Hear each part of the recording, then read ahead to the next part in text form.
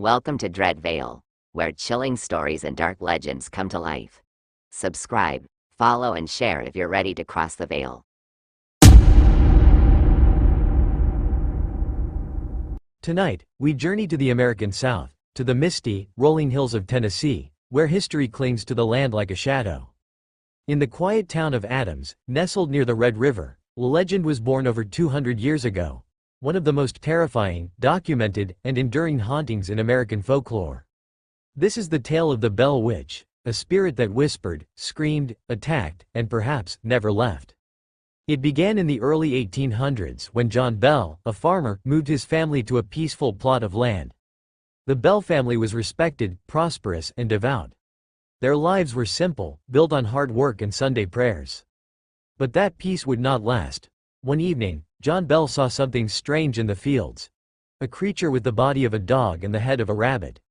When he aimed his rifle and fired, it vanished into thin air. At first, he dismissed it as a trick of the mind.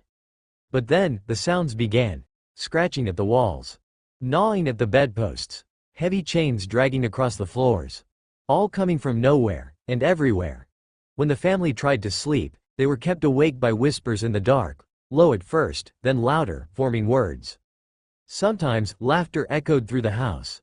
Other times, screams tore through the silence. It only got worse. The youngest daughter, Betsy Bell, became the spirit's favorite target. She was slapped in her sleep. Hair yanked from her head. Bruises appeared on her arms and face, though no one had touched her. John Bell, too, suffered. He was cursed by name, over and over. His health began to deteriorate mysteriously. He'd collapse, gasping for breath, and wake with no memory of what had happened. The spirit even began to speak, claiming to be many things. A ghost. A demon. A soul seeking justice. It called itself Kate, and it hated John Bell with a fury that burned through walls. Neighbors were called to witness the strange events, and what they found terrified them. A Bible torn to pieces while no one was in the room. Chairs levitating, thrown across the room by invisible hands. The sound of phantom singing, sometimes sweet, sometimes guttural and mocking. Objects flying through the air. Betsy Bell levitating above her bed, screaming. This wasn't a tale whispered behind closed doors anymore. It became public knowledge.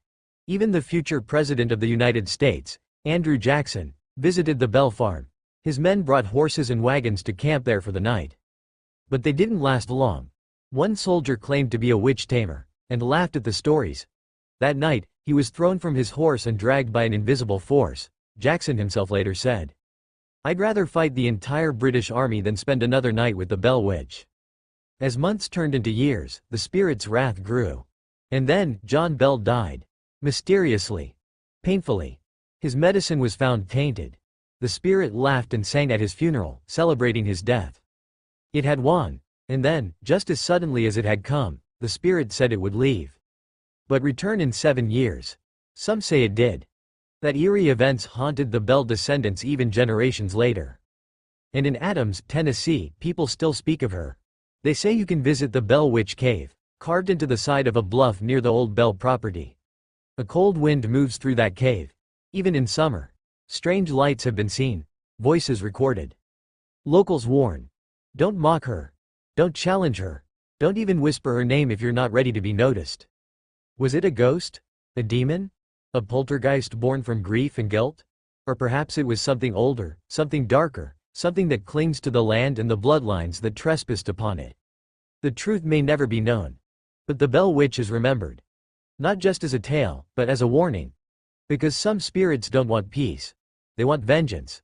And they don't forget. Not in 7 years. Not in a century. Not ever.